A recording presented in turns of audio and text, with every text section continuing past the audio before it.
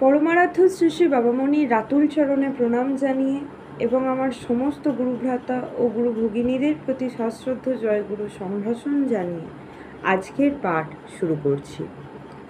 ওং অখণ্ড সংহিতা বা অখণ্ড মণ্ডলেশ্বর শ্রী শ্রী স্বামী স্বরূপানন্দ পরমহংসদেবের উপদেশবাণী বিংশ খণ্ড। শিক্ষকদের সমস্যা। অপর এক পত্রলেখকের পত্রের উত্তরে শ্রী শ্রী বাবামণি লিখিলেন, শিক্ষকদের সমস্যার অন্ত নাই।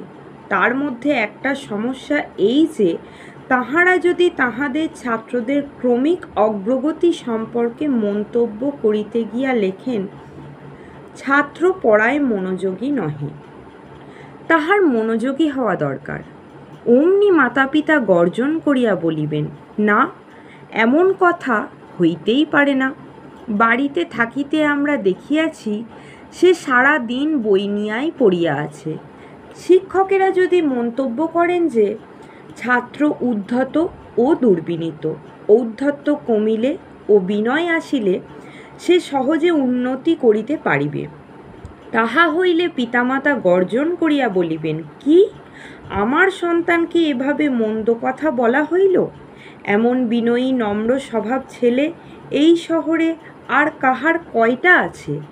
অর্থাৎ শিক্ষক যদি ছাত্রের মঙ্গল কামনায় ছাত্রের ত্রুটিগুলি মা বাপের চোখের সামনে তুলিয়া ধরেন, তবে পিতামাতা পুত্রের সংশোধনে সহায়তা না করিয়া করিবেন অসহযোগ এবং ক্রোধ প্রকাশ। শিক্ষক জীবনে ইহা একটি অসামান্য সমস্যা। আবার কোনো কোনো অভিভাবক শিক্ষকের বিরূপ মন্তব্যকে এমন শক্ত করিয়াই আঁকড়াইয়া ধরিয়া থাকেন যে উহারই অজুহাতে পুত্রের বা ভ্রাতুষ্পুত্রের উপরে অমানুষিক অত্যাচার করিয়া শিশু মনের অঙ্কুরটুকুকে ভাঙিয়া চূর্ণ বিচূর্ণ করিয়া দেন। এমন ছাত্রের প্রতিভা থাকিলেও আর উন্নতি সম্ভব হয় না, তাহার জীবনের সর্বনাশ ঘটে। এ কথা বুঝিয়া অনেক শিক্ষক অভিভাবকদের কাছে ছাত্রের সম্পর্কে আবশ্যকীয় মন্তব্য প্রেরণ করিতে কুণ্ঠা বোধ করেন। ইহাও কম সমস্যা নহে। ঢাকা, 9ই আশ্বিন, বৃহস্পতিবার, 1342, 26শে সেপ্টেম্বর 1935। জয় গুরু।